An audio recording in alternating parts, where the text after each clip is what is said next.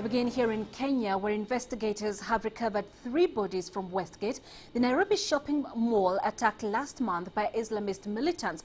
They've also recovered some weapons. Police have not yet identified the remains, and 4 weeks on, it's still not clear how many gunmen were involved or how many people died. But disturbing new footage of the attack has emerged. Jinkeo has more. Caught on CCTV camera, some of the gunmen who would turn Westgate into a killing zone. Here, they are coming up a ramp behind the mall. And here are the moments when the attackers stormed the front entrance. You can see the path of some bullets. And then the gunmen make their entry. This supermarket was their prime target. The panic among those caught inside is clear. This man chose the wrong place to hide. What happens next is too graphic to show, but he was shot several times over several minutes. A story above, people in this cafe are oblivious to what's happening, but not for long. The footage also shows the first signs of a response. At the top right there, one of the attackers is engaged in a gun battle. But they quickly take control, wandering the mall, shooting at random, or coldly executing the wounded. Here, some children and a woman are being directed out of the mall by one of the gunmen. Those who stayed behind met a dreadful fate. At least 67 people are known to have died. The Red Cross says 23 are still missing. Government officials are adamant authorities did not blunder. It was just a general warning, like you have. I mean, we had these warnings before the London bombings, if you remember, right? We had this before 9/11. So there was no specific warning. There was just a lot of chatter, a lot of information that was flying around. But this had happened before. I mean, wasn't the first time that we had these warnings. Somali group Al-Shabaab has claimed responsibility, saying this was retaliation for Kenya's military presence in Somalia. They had warned they would attack Kenya long before Westgate. Well, a month on, the mall remains sealed off. Investigators are still uncovering human remains. And so far, Kenyans have only been given fragments of information. The latest, the CCTV footage. The question is whether the full story of Westgate will ever be told. Jinkeo, CCTV, Nairobi, Kenya. Well, let's discuss this issue further. We're joined here in studio by Mbijiwe Mwenda, an anti-terrorism expert and trainer with the Eye on Security, which is a private security company specialized in counter-terrorism programs. Thanks for joining us, Mbijiwe.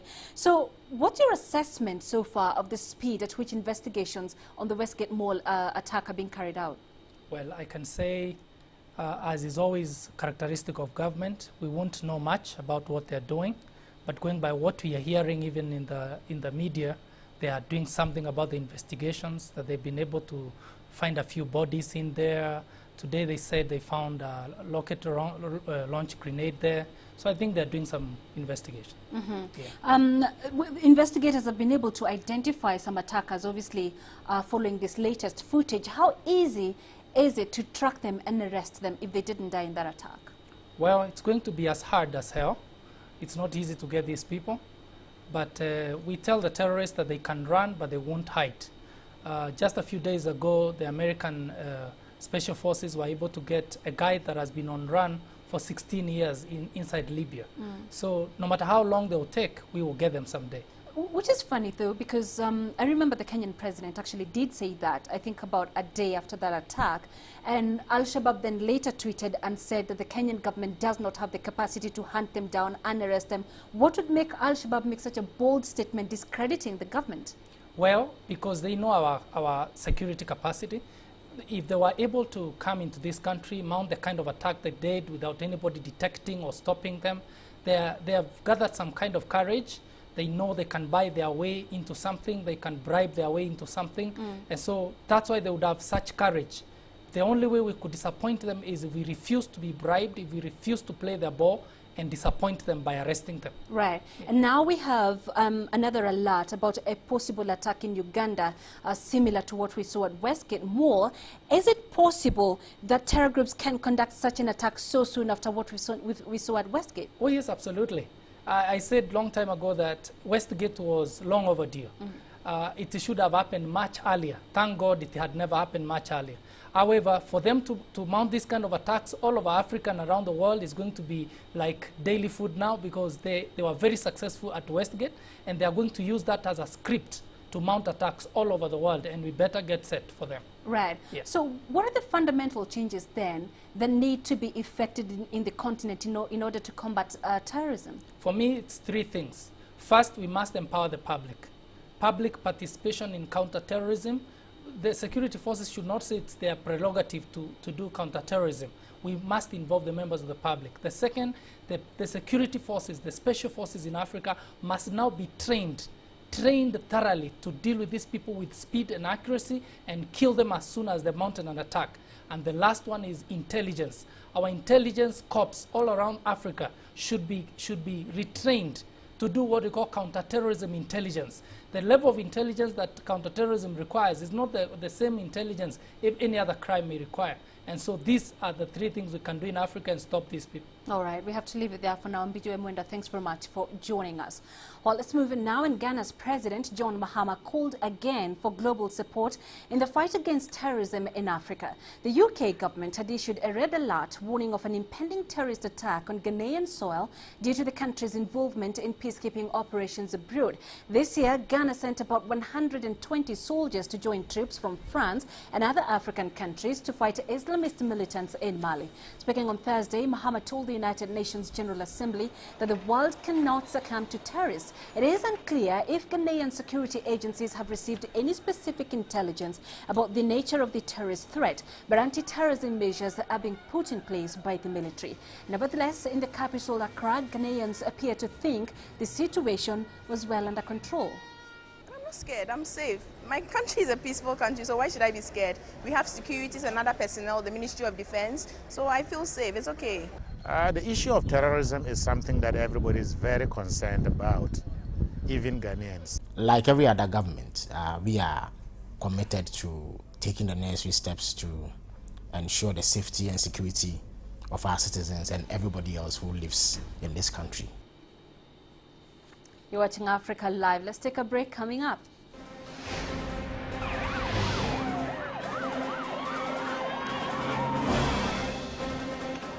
Seat of influence, 5 countries elected to join. Chad, Chile, Lithuania, Nigeria, and Saudi Arabia are elected members of the Security Council. Seat of influence, 5 countries elected to join the UN Security Council, but Saudi Arabia rejects its position.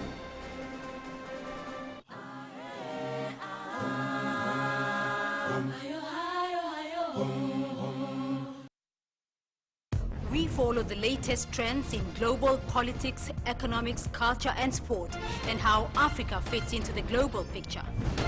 You decide what's important. We need a trade justice. Africa's future will be determined by Africa. For women's equal opportunity, for a better life. We have to change something, and it's not the outsiders. Talk Africa, a new voice for the world.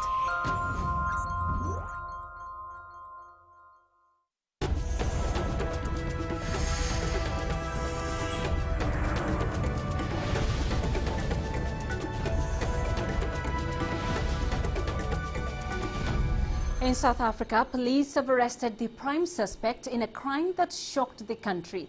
He's accused of the rape and murder of 2 toddlers. The discovery of their bodies in a township north of Johannesburg triggered riots earlier this week. 4 other suspects were due in court today. Police say all of the suspects in this case will be charged with the kidnap, rape and murder of these 2 young girls. 4 of those suspects appeared in court just very briefly, driven into the Pretoria Magistrates Court here behind me and out barely an hour later.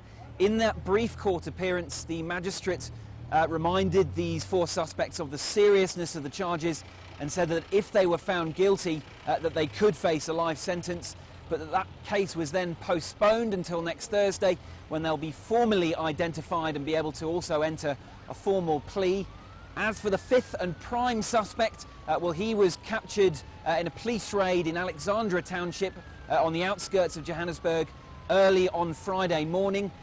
His identity hasn't formally been released, although he's thought to be a South African citizen, contrary to earlier reports suggesting he may have been of Mozambican origin. Despite that, and despite what appears to be a fairly rapid progression in this police investigation, Tensions in the township of Deep Sloot did appear to be boiling over on Friday with xenophobic undertones, as my colleague René Delcarme now reports.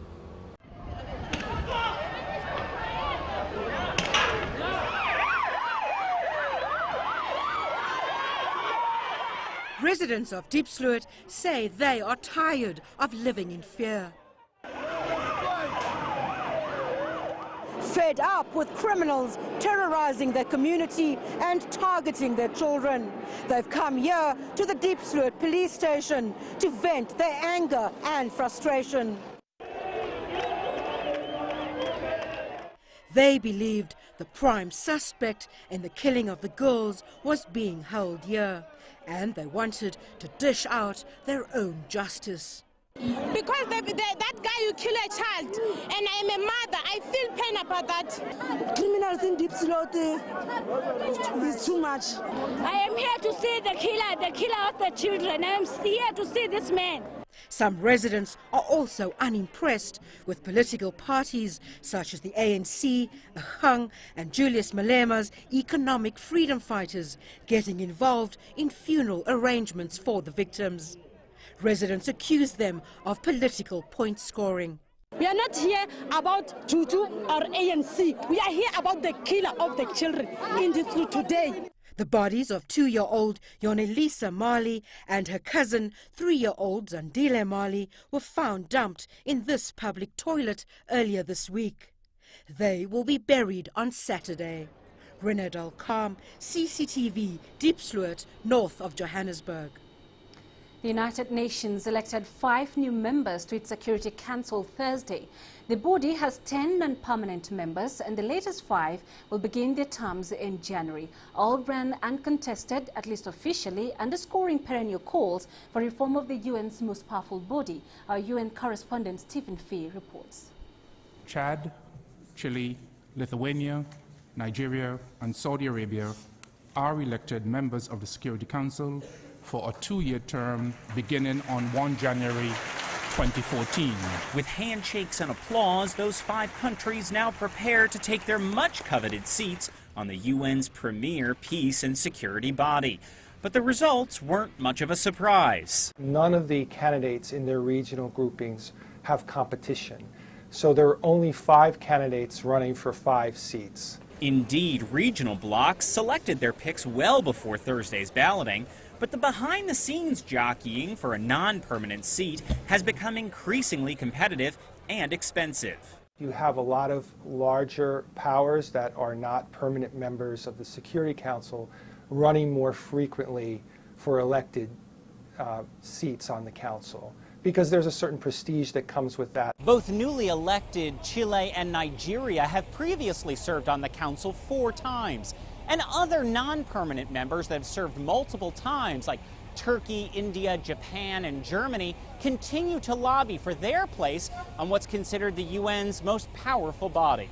It's really a message to the wider UN membership about Security Council reform, that the current 5 permanent members are no longer representative of the balance of influence, if not the balance of power globally. As in years past, world leaders at this year's General Assembly last month echoed those calls for reform. But there's been little agreement, and any changes would require 2/3 of the UN's 193 members, plus the full consent of the Security Council. But I'd say something has become clearer since the last big debate over Security Council reform. Certain countries in the developing world really are emerging convincingly. And that could put more pressure on the 68-year-old body to change its ways. Stephen Fee, CCTV at the United Nations in New York. For the first time since its independence, Chad has been elected as a rotating member of the Security Council by members of the United Nations to serve a 2-year term. The country's Foreign Minister Moussa Faki Mahmoud welcomed the election and later met with Secretary General Ban Ki-moon to discuss the country's situation. Chad was named in a UN report in June for recruitment of child soldiers. The report said that while progress had been made and the army has a policy of not recruiting children, there were still dozens of verified cases cases. Saudi Arabia, Nigeria, Chile and Lithuania also won seats on the 15-member council. However, Saudi Arabia has declined to take its position, citing double standards that made it hard for the world body to end conflict and wars. There are 5 veto-wielding permanent council members, that's the United States, Britain, France, Russia and China, and 10 temporary members without veto power. The group elected on Thursday will replace Azerbaijan, Guatemala, Pakistan, Morocco and Togo on the Security Council on January 1st next year. On behalf of the nation of Chad and myself, I would like to thank the members of the United Nations family for the confidence placed in my country that for the first time since its independence, it has been elected a non-permanent member of the Security Council. It's a recognition of the effort to stabilize the country. I would like to reiterate here the engagement of my country to work for a stronger and more dynamic United Nations system and to work with other members, other countries and other regional groups for peace and international security. Let's take another break here on Africa Live coming up. Clamping down on piracy, a court in France jails Somali pirates.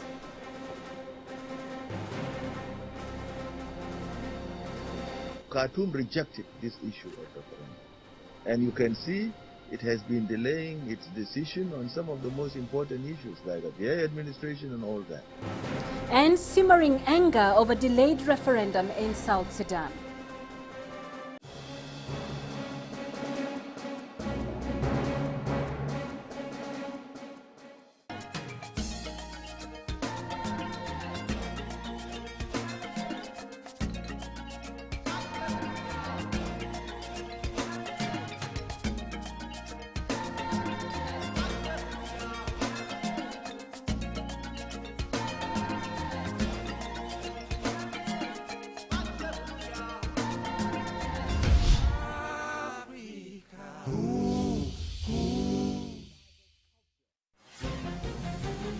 International news with the global perspective.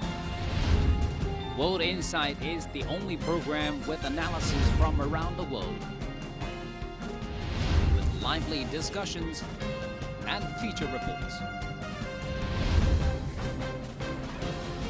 Tuning each week for World Insight, only on CCTV News.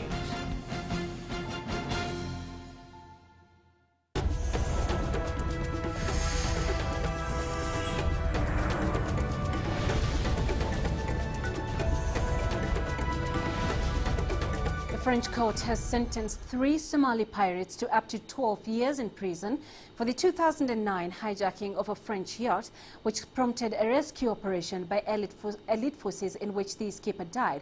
French troops stormed the Tanit sailboat on April 10, 2009 and captured the trio during a bid to free the Lemacon family and 2 others. The commandos killed 2 pirates but also accidentally shot dead Florent Lemacon during the operation. France has taken a tough line on pirates caught by its forces off East Africa. The family's lawyer gave a damning indictment of what he said was a heavy-handed approach. We believe the government decided to make an example of this particular case to send a strong message to the chief pirates in Somalia. If you continue, we will shoot, we will kill, and subsequently, this operation took place so the yacht would not dock. It didn't matter what happened to the hostages, and that is why Florent Lemacon is dead. The Specialized Cancer Agency of the United Nations World Health Organization has announced that outdoor air pollution is a leading environmental cause of cancer deaths. An evaluation by the International Agency for Research on Cancer found there is sufficient evidence that exposure to outdoor air pollution causes lung cancer and increases the risk for bladder cancer. Studies indicate that in recent years, exposure levels have increased significantly in some parts of the world, particularly in rapidly industrializing countries with large populations. The most recent data indicate that 223,000 deaths from lung cancer in 2010 resulted from air pollution. The IARC Monographs program, dubbed the Encyclopedia of Carcinogens, provides an authoritative source of scientific evidence on cancer-causing substances and exposures. Health experts in Africa have also raised concern over the growing incidence of cancer among urban dwellers. In addition to that, we have information from studies of cancer mechanisms that supports that, noting that exposure to particulate matter is associated with increases in genetic damage and other effects that are known to be predictor of cancers in humans. Air belongs to everybody. Nobody has private air. And so we can't do very much to change the air we breathe, and we're all responsible for it. And so I think it's important to make the point that this really needs collective public health action to solve the problem. Nigerian farmers say the only way the country can feed itself is if the government heavily subsidizes agriculture. Christopher Okeke, an agricultural entrepreneur, while speaking at the launch of Kora Rice Mill, Nigeria's largest rice processing plant, said the government should provide vital infrastructure like power and roads as motivation to farmers as it is done in other countries. The mill's CEO, Davinda Mehan, says farmers must be encouraged to meet domestic demand for rice, which is valued at $2 billion per annum. The farmers need to be encouraged to produce rice. Practically almost all area where there can be water and the land is leveled can produce rice in Nigeria. The only farmers should be encouraged that they have the market, they can sell their produce at a profitable price, and they will go for production. South Sudan continues to press for a referendum this month on the status of the disputed oil-rich Abyei region. The African Union's High Implementation Panel has proposed October for a vote, but Sudan opposes that move. David Lomuria reports. The 2005 peace agreement between Sudan and South Sudan called for a referendum for the people of Abyei to decide which country they wish to belong to. South Sudan claims its neighbor is undermining the referendum process. Now, Khartoum rejected this issue of referendum. And you can see it has been delaying its decision on some of the most important issues, like Abyei administration and all that. So now, as we speak now, the government and the people and the leadership of the Republic of South Sudan say the referendum should go ahead in October. South Sudan now wants the African Union to intervene to move the process forward for the resource-rich Abyei. It is not our proposal. It is not proposal of people of Abyei. It's not proposal of Khartoum. This is a proposal which is actually a compromise position for everybody. It's a win-win situation. It is only now our neighbor, the Republic of Sudan, which is not coming along with this decision. Khartoum says negotiated political settlement should be the target and opposes the idea of a vote on the issue. But South Sudan has already begun the process of repatriating residents to Abyei ahead of a referendum. Most of them we repatriate about 2,000 in Juba. They are now in Abyei and the areas around Abyei, and they are ready for Abyei referendum. And in different states there is a committee that are working to repatriate Abyei people in the 10 states, and then soon we start in neighboring countries like Kenya and Uganda and Egypt and Sudan. Sudan, however, believes a referendum would unfairly exclude migrant herders who pass through Abyei. But impatience is growing among Abyei residents. 50,000 people are in Abyei now. We are ready for the referendum of Abyei. This is a way to help Abyei. The residents of Abyei are due to have a chance to choose whether to be part of South Sudan or Sudan. South Sudan says the African Union must set the dates for a referendum and attempt to bring Khartoum into the process. David Lomuria, CCTV, Juba, South Sudan.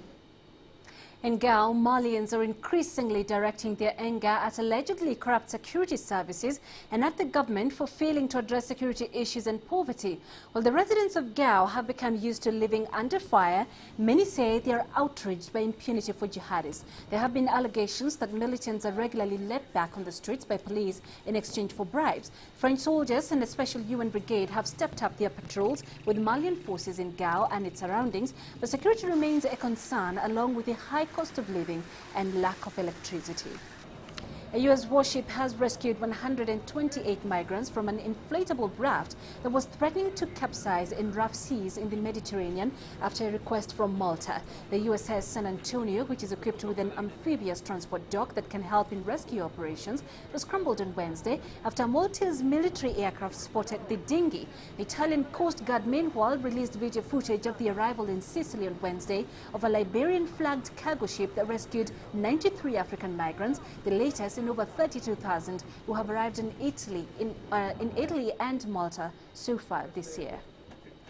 The United Nations Deputy Representative to the Secretary General in South Sudan has acknowledged the efforts of the Western Equatoria State Government for maintaining peace and security. Western Equatoria remains a stable state which has achieved a lot and is now classified by the United Nations mission in South Sudan as a green state. This means that it is considered security stable. Western Equatoria is one of the 10 states in South Sudan that was terrorized by Uganda's Lord Resistance Army for years. Thousands of civilians were displaced. Well, let's catch up with the latest on Biz News. Rama, bring us up to speed.